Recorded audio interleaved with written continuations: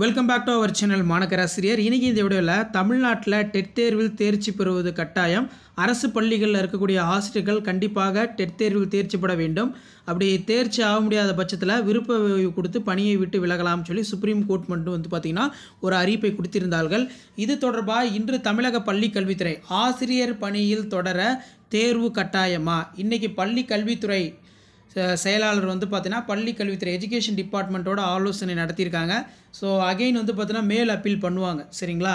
ஏன்னா ஓவராலாக பார்த்தீங்கன்னா ஒரு 1 லட்சத்துக்கும் மேற்பட்ட கவர்மெண்ட் டீச்சர்ஸ் இருக்காங்க. இவங்கெல்லாம் பார்த்தீங்கன்னா அந்த டெட் எக்ஸாம் இல்லாததுக்கு முன்னாடி சீனியாரிட்டி பிரகாரம் அதே மாதிரி 2009 கட்டாய கல்வி உரிமை சட்டம் கொண்டு வந்தாங்க.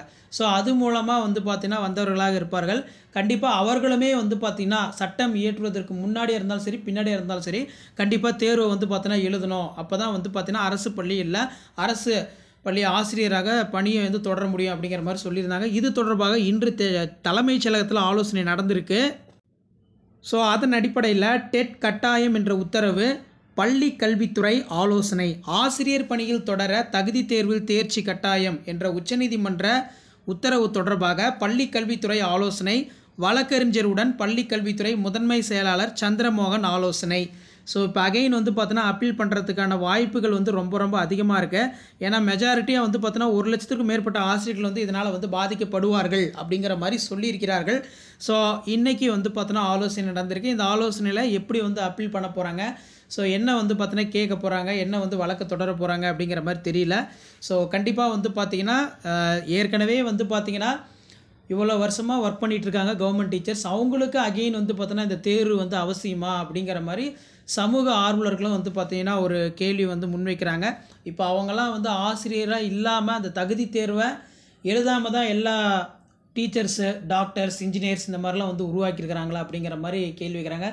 ஸோ என்ன கேட்டால் பார்த்தீங்கன்னா இந்த தேர்வுங்கிறது தேவையற்றது அப்படிங்கிற மாதிரி பார்த்தீங்கன்னா சொல்லலாம். ஸோ அரசு பள்ளி ஆசிரியர்கள் பல வகையான மாணவர்களை பார்த்தீங்கன்னா பல்வேறு துறையில் பார்த்தீங்கன்னா எழுதியிருக்காங்க. அப்படிப்பட்ட உருவாக்கின ஆசிரியர்கள் எந்த தகுதி தேர்வுமே எழுதலை. தகுதி தேர்வு எழுதாதையே பார்த்திங்கன்னா ஆசிரியர்கள் பார்த்தீங்கன்னா பல்வேறு மாணவர்கள் உருவாக்குறாங்க.